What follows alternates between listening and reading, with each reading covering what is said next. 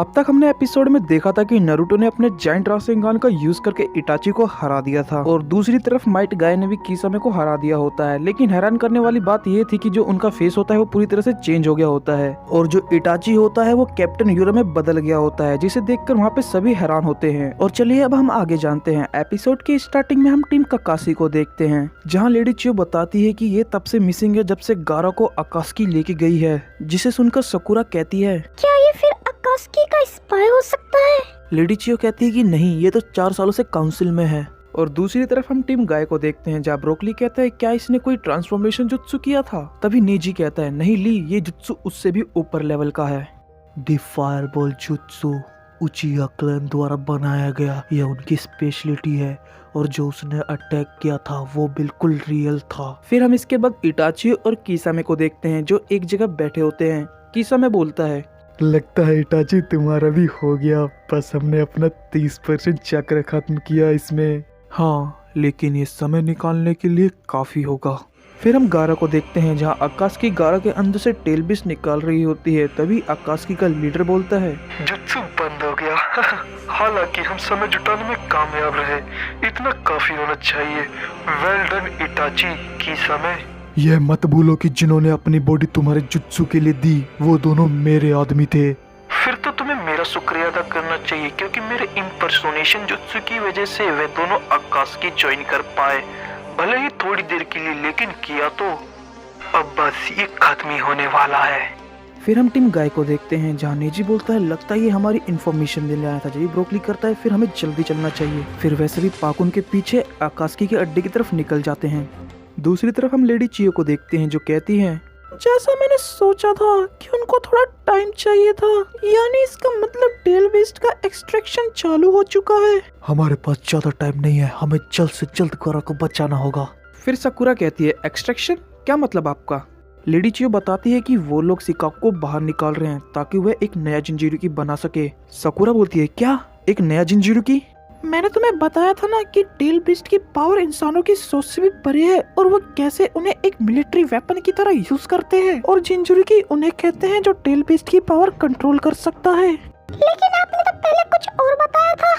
जिनका चक्र बहुत ज्यादा होता है, हम सोच भी नहीं सकते कि वो कितने शक्तिशाली होते हैं और उन्हें कोई कंट्रोल भी नहीं कर सकता। हाँ, टेल बिस्ट को इंसानों के अंदर सील कर दिया जाता है और फिर उनको अपने हिसाब से लोग यूज करते हैं, और जिसके अंदर टेल बिस्ट सील किया जाता है उसको जिंजुरुकी कहते हैं। उसके पास इतना ज्यादा पावर होता है कि कोई सोच भी नहीं सकता, और जिसके अंदर वन टेल्ड बिस्ट सील की गई है वह हमारे विलेज का गारा है, जिसे जिंजुरुकी के नाम से जाना जाता है। फिर उसके बाद लेडी चियो एक स्क्रोल जमीन पे फेंकती है, जहाँ पे वह एक चिड़िया समन करती है, जो कि एक पपेट होती है जिसमें वह चाबी भरती है, और जो उन्होंने मैसेज लिखा होता है वह चिड़िया के चोंच को पकड़ा देती है, जिसे वह सैंड विलेज की तरफ भेज देती है। तभी सकुरा लेडी चियो से पूछती है अच्छा फिर ये टेल बिस्ट कैसे बाहर निकाला जाता है?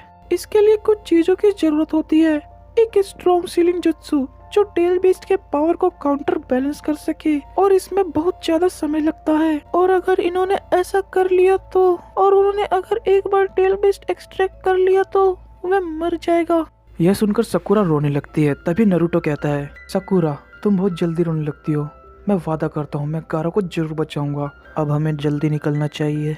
फिर हम उसके बाद एबिजो को देखते हैं, जिसके पास वो बर्ड स्क्रोल लेके आता है, और इधर कांकुरो उठने की कोशिश कर रहा होता है, जिसे बाकी देख लेते हैं, और वो गिरने वाला होता ही है कि तभी बाकी जाके उसे पकड़ लेते हैं। फिर बाकी कांकुरो से कहते हैं कि तुम्हें अभी चलना नहीं चाहिए, तुम अभी ठीक हो रहे हो। हाँ ठीक है, चलो ये छोड़ो, मुझे ये बताओ, मैंने सुना कि लेडी चियो का मैसेज आया है, और वैसे भी मैं यहाँ बैठे तो नहीं रह सकता। लगता है तुम्हें पता चल गया, लेकिन उसके साथ एक बुरी खबर है। और यहाँ पे हम सैंड विलेज की मीटिंग देखते हैं, जहाँ पे एक काउंसिल का मेंबर उस स्क्रोल को पढ़ के बताता है कि क्या कैप्टन यूरा एक स्पाई था? वह तो 4 सालों से काउंसिल मीटिंग में काम कर रहा था।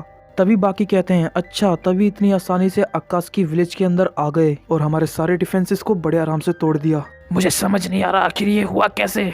और एबिजो का कहना था कि हो सकता है वह किसी के जुत्सु के वश में हो। तभी एक मेंबर गुस्से में कहता है ये सब तो ठीक है, पर कासेगावा के बारे में कोई भी इंफॉर्मेशन क्यों नहीं है? इसमें कुछ भी नहीं लिखा हुआ है कि गारा कब लौटेंगे। और फिर वहीं पे दूसरा काउंसिल मेंबर कहता है अगर हमने जल्दी कुछ नहीं किया तो नेबरिंग लैंड हम पर अटैक कर सकते हैं, नहीं तो हमें एक नए काज़ेकागे को इलेक्ट करना होगा ताकि विलेज में थोड़ी स्टेबिलिटी आए। पर कांकुरो और बाकी नहीं मानते और कहते हैं हमें ऐसा नहीं करना चाहिए, हो सकता है कि वह जल्द ही लौट आए। तभी एक मेंबर कहता है, गारा एक अनस्टेबल मॉन्स्टर जो हमारे लिए डेंजरस है, और वैसे भी इसके फादर द फोर्थ काजे कागे इसका असोसिनेशन करवाने का ऑर्डर दिए थे। आजकल के बच्चे गारा पे आंख बंद कर भरोसा कर लेते हैं, पर यह मत भूलो कि विलेज के बहुत सारे लोग आज भी गारा से डरते हैं। ये सुनकर कांकुरो वहाँ अपनी सीट से उठ खड़ा होता है और उसके पास जाके उसके कपड़े पकड़ लेता है और बोलता है, मुझे कुछ फर्क नहीं पड़ता कि तुम एक काउंसिल मेंबर हो, और मैं ऐसा बिल्कुल नहीं सुनूंगा। तभी बाकी कहते हैं, तुरंत छोड़ो कांकुरो, यह मत भूलो कि तुम काजे कागेस की स्टैचू के सामने खड़े हो और ये एक सीक्रेट प्लेस है।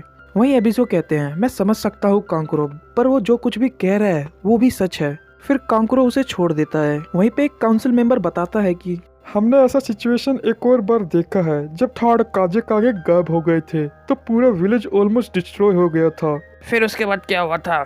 फिर वो बताते हैं कि काजे कागे बहुत ही ज्यादा पावरफुल थे, लेकिन उनकी बॉडी आज तक नहीं मिली। ये सुनकर कांकुरो भी चौंक जाता है। फिर वहीं पे एक दूसरा मेंबर कहता है, जब थर्ड काजे कागे गायब हुए थे तो पूरा विलेज बर्बाद हो गया था।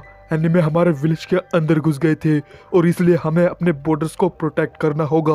तभी कांकुरो कहता है, इसका मतलब ये नहीं कि तुम टिमारी को बॉर्डर पे भेज दो। फिर एक मेंबर गुस्से में कहता है, हबीबी बकवास बंद करो, हमने पहले तुम्हें और तुम्हारी बहन को भेजा था, पर क्या हुआ, देखो तुम पॉइजन हो। वहीं बाकी कहते हैं कि हमने टिमारी को वीक पॉइंट के पास भेजा है, जहां पास्ट में बहुत सारी घुसपैठ होती थी, और वैसे भी इस मिशन के लिए हमें कोई जोनिन या उससे भी ऊपर लेवल रैंक वाला चाहिए था। फिर तभी कांकुरो उठता है और कहता है, वह गारा है, मेरा छोटा भाई।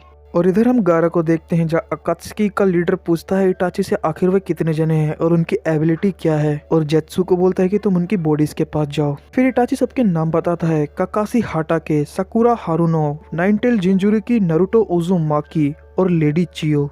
लेडी चियो का नाम सुनते ही सासुरी चौंक जाता है। और फिर हम टीम काकाशी को देखते हैं और टीम गाय को भी देखते हैं, जो बड़ी तेजी से अकात्सुकी के हाइडआउट की तरफ जा रही होती है। तभी पाकुन पीछे देखते हैं, जहाँ गाय की हालत बहुत खराब होती है, क्योंकि उन्होंने अपने 8 इनर गेट में से 6th गेट तक खोला हुआ होता है। पीछे से ब्रोकली पूछता है, गाय सेंसे क्या आप ठीक हो? गाय सेंसे बोलते हैं कि हाँ बिल्कुल मैं ठीक हूँ। फिर तभी वे एक पेड़ से टकरा जाते हैं और नीचे गिर जाते हैं। टेंटन कहते हैं, मुझे तो ये ठीक नहीं लग रहे हैं। नेजी कहता है, इन्होंने असाकुजू यूज किया था और वैसे भी हमें थोड़ा रेस्ट कर लेना चाहिए। और दूसरी तरफ टिमारी और उसका ग्रुप अपनी जगह पे पहुंच जाते हैं।